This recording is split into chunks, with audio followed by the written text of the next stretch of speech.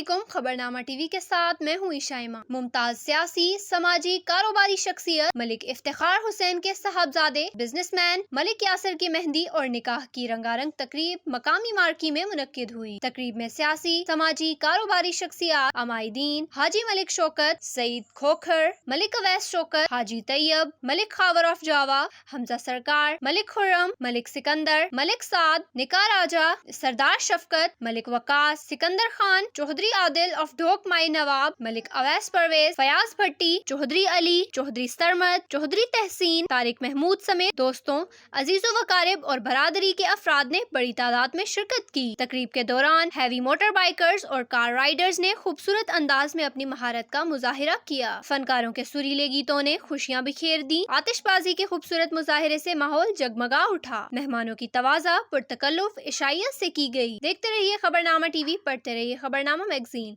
अकासी राजा साजिद, शुक्रिया।